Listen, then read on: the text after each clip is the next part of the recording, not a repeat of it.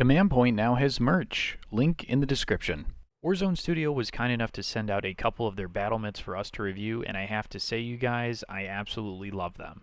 The mats we received have the kill team layout on them, making it quicker and easier to place objectives and terrain pieces to create a good play experience. The mousepad material the mats are made from is an upgrade from the foldable cardstock boards that you are used to seeing come in kill team boxes. Warzone Studio are even helping support the channel by giving us a kickback for each order placed using the link in the description below. So make sure to check them out, and thank you to Warzone Studio for sponsoring this video. Hello, everybody, and welcome back to Command Point. Welcome to the 5th day of Kill Team, is it now? And we're going to be talking about none other than the Menace Chaos Cults, and I'm joined here today by a great Chaos Cults player and a good friend, Nick Craven. Nick, how's it going? Going well. Thanks for having me on the podcast, Shane. Yeah, absolutely. Anytime. We've got a very fun team to talk about today. A team that you've been playing since. I know you played them at Atlantic City, you played them at Goonhammer, and you just played them at Atlanta at the World Championship. So you've got a bit of experience under your belt. Couple games, yeah. Just a few, and I mean they're kind of the menace right now. They just won Worlds. I mean they were absolutely the villain during the summer, but then they got nerfed. And then everybody kind of just assumed it was over, and then it wasn't over. They assumed the coast was clear, but clearly there was something lurking in the shadows. Yeah, evidently. So I guess for somebody that's getting into Chaos Cult, say they're picking a new faction and they're not super sure about how the team plays. How would you, as a Cults player, describe their play style? Describing their play style. So I would say, obviously, to get the obvious out of the way, they're a melee horde, right?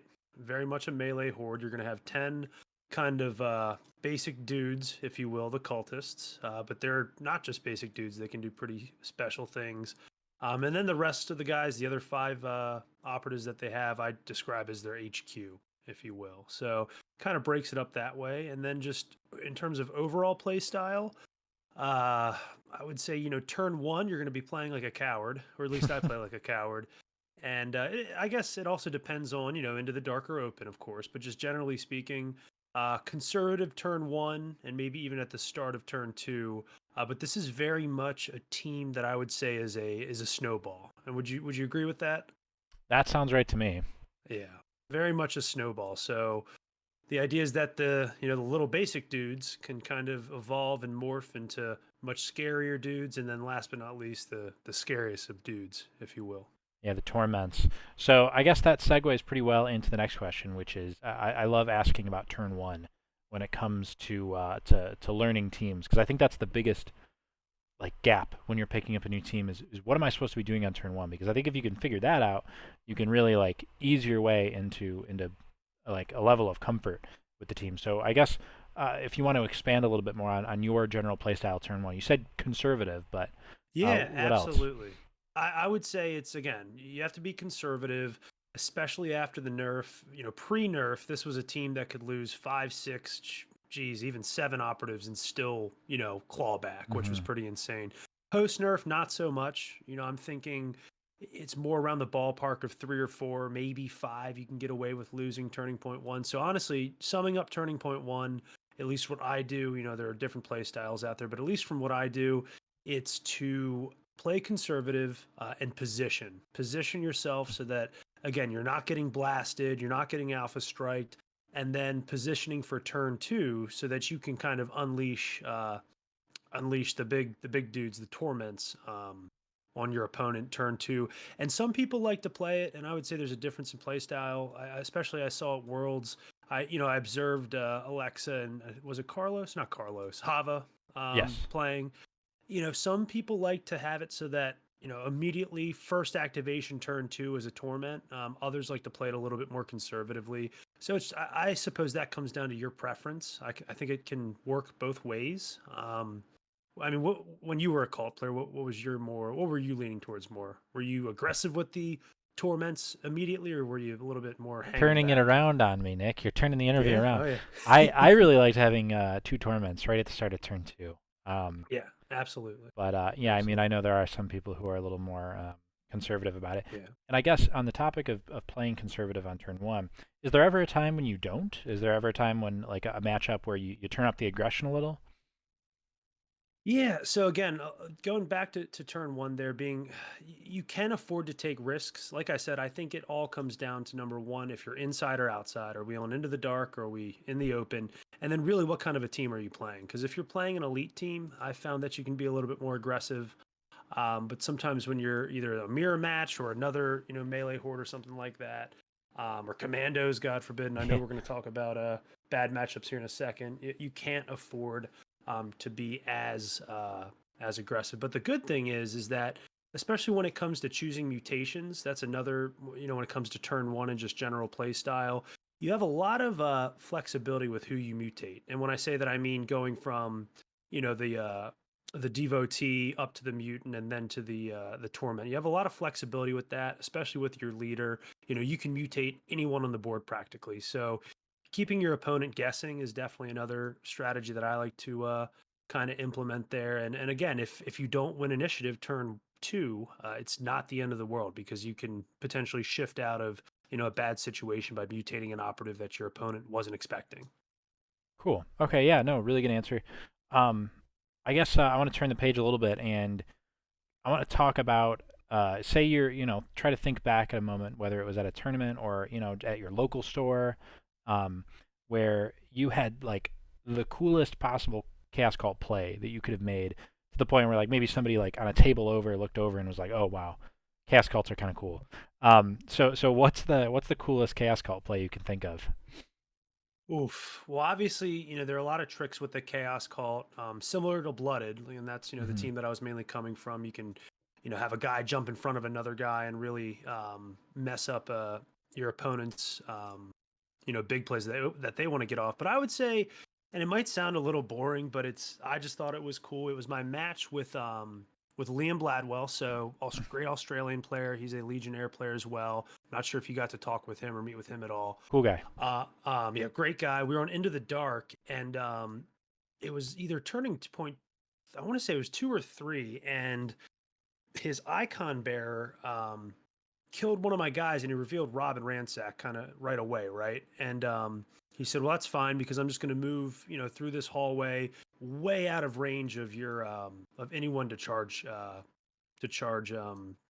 what is it, the icon bearer, right?" Hmm. And I was like, yeah, yeah, you probably won't be able to get charged right away. With, of course, keeping in mind that the cult have a couple tricks to extend that charge range. And it definitely wasn't a gotcha or a feels bad or anything, just because, it's not like he just said, and I will back up here. He didn't say, you can't charge me. He's just like, Yeah. I'm going to go through this door, and, I'm pretty far out of the room. And we're talking, this is, like 12 inches of how far away he was from the Yeah. closest operative. So at any rate, couple activations down the line, I kind of lined it up, and this is where the synergy comes into play with this team of the leader, moving, making a torment or a mutant dash, right, giving him an extra 3 inches, and then activating that torment, spending the CP to give him the extra inch or the extra 2 inches to traverse, whichever you prefer, and then making an insane charge that would have seemed impossible with any other team. You're basically just Yeah. catapulting across the board. So. That is a cool one. I mean, effectively, you kind of give yourself like an 11-inch charge when you do that. I Hmm. remember setting some stuff up like that when I played them at ACO, and it's like the threat range is pretty crazy. Um, so I guess we mentioned matchups a little bit, and I think now is a good time to touch on that, because 6 months down the line, maybe Commandos aren't the best team anymore, and it's always changing. So rather than talking about specific factions that are difficult matchups, what constitutes a good or a bad matchup for Chaos Cults? Like what are the characteristics of a team that would be good or bad into them? So you don't want specific teams, because I can think of two, and one of them's not actually Commandos, but um, If you want hmm, to talk about why those are tough and how that could because that could yeah, always be useful later. absolutely. So I'll do the one that's not Commandos. Everyone's sick of hearing about Commandos. Yeah. I think Gellerpox is a really tough matchup for Cult, just because I think Gellerpox, like right off the bat, are kind of the evolved and better version of Cult.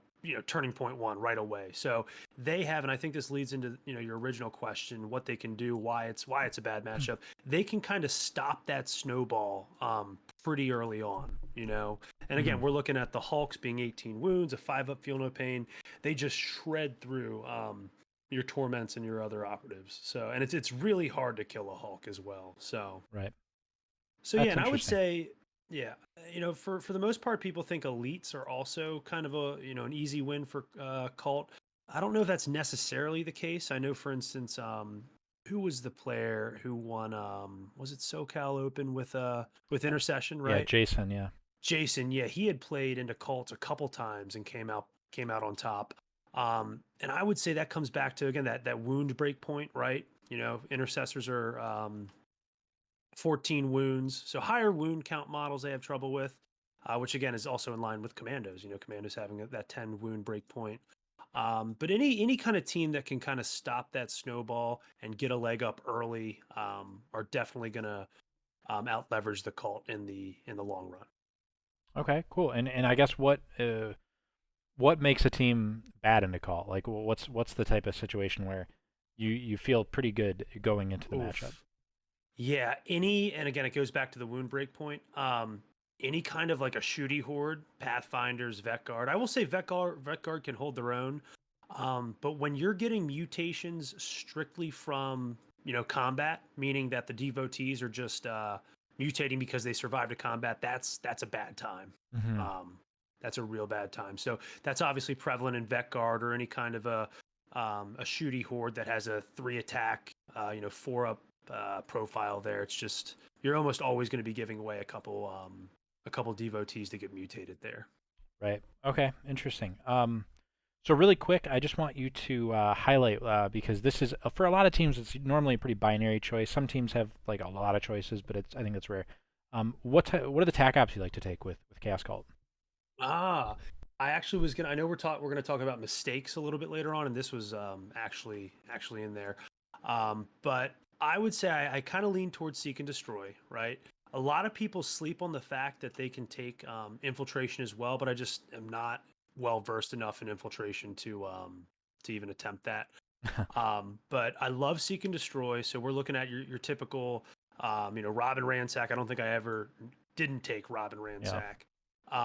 Eliminate guards depending on the map and the mission can be good. Route, same thing. But again, I feel that post cult or post nerf cult are not as forgiving to be completely aggressive to the point of reckless abandonment. So, you're not necessarily going to be, in the backlines all the time. Your torments are a little bit more squishy, which leads to really the last tac op that I'm taking then, right? Tac op number 3 most of the time, where a lot of people were, favoring tear through, right? I think that was the consensus. Everyone was like, oh my gosh, tear through is just unbelievable. Why would you take anything else? I've actually found that Faction Tac Op 3 is probably my favorite, and it's pretty broken if you look at it. So are you familiar with that one? I haven't, I never used it when I played Cult, and I haven't played against Cult really since the nerf, but I've heard it's really good. So go ahead and talk about it. Yeah, I want to say it's called like Blood Sacrifice or Blood Ritual, one of those two. But essentially, when you kill an enemy operative for the first time on any of the objectives, they drop a token or a marker, if you will. At that point, you can spend a mission action if you control that objective to pick that token up, and you score VP for it. So pretty simple, right? See ball, get ball, score the point. What's broken about it though, because on its own you're thinking, okay, well, the mutants can't do mission. They have to spend an extra AP to do a mission action. The torments can't do mission actions at all. How exactly does this make sense? The leader, okay, the demagogue, she can do it, number one, from 6 inches away, okay, which is pretty insane. Yeah. From any objective marker being 6 inches away if it has the token on it. And then she doesn't have to control the objective either. So you could walk up on an objective, be 6 inches away. There could be, 3 enemy operatives on it. They control it. There's a token on it. You can get that token. So definitely a busted tac up in my opinion. I took it, every game in Atlanta, and I don't think there was a point where I didn't score max VP on that. Nice. Yeah, I used to take tear through a lot, but I think that probably got a little bit worse with the nerfs. Exactly. Yeah. Exactly. So that makes sense. All right, next question you kind of highlighted earlier. I wanted to ask you, like, so seeing like other cult players that are coming up and learning the team, which I'm sure there's been plenty. What is the most common mistake that you see from cult players, where if they just stopped doing this like one silly thing, it would like help their game so much? Definitely. It goes without saying. I don't know if this is an obvious one, but spacing all of your operatives 2.0001 inches away from each other is a huge one, right? Mm-hmm. You definitely, especially as a newer player, you do not want to get blasted off the board. You don't want to get alpha striked. Obviously, there are some maps and some teams that it's just really hard to avoid. So at that point, maybe you do group up a couple clusters, but it's only, hey, if you want to really spend your first activation killing these two guys, so be it. But I'm going to get a group activation off and make everyone safe after that. Mm-hmm. So, they have to choose if they're going to get that or not. So that's number one, is just kind of the positioning and clumping people up. But then other mistakes, again, the tac ops is definitely one that I see. Um, let me think. Let me think what else. And then yeah, just in general, leaving the mutant that you mutate turn one exposed. That has to always be, going back to positioning. How do I play turn one? You need to make sure that they're protected and they're never getting touched, right? No matter what the situation is, just because that's going to be one of your torments turning point too. Really cool. Okay, yeah, that makes sense. All right, we're getting close to the end here. We're about to wrap up. But last year, when I did this series, I asked everybody at the end of each episode what their favorite Christmas song is. This year, I'm flipping it around. We're going to talk about Christmas movies. So, Nick, if you have one, what is your favorite Christmas movie? Oh, if I have one, there are a lot to choose from. There are. And I'm definitely curious to hear what the other people said to this answer. But there's only one right answer, in my opinion. It's pretty easy. Don't even have to think twice about it. I hope you've seen it. Otherwise, we're gonna have to reconsider our friendship here. But it's Jingle All the Way. Oh, what a classic. Wow. Yeah, that's Really good answer. Arnold Schwarzenegger. That's Turbo a Man. Yeah, that's a deep cut, and I really like the answer. I love that movie. Yeah, that's put that cookie down. Now you'll probably Yeah. get copyrighted for all of these Arnold Schwarzenegger impressions that I'm doing here. But no, I mean that was an easy one, because just classic movie. A really bad movie. I mean, it's not going to win an Oscar in any situation, but just comically bad, if you will. Yeah, great movie. Great time. Go watch Jingle All the Way, everybody. First of all, thank you, Nick, for coming on. Thank you to all the subscribers who are watching. Happy holidays, Merry Christmas, everybody.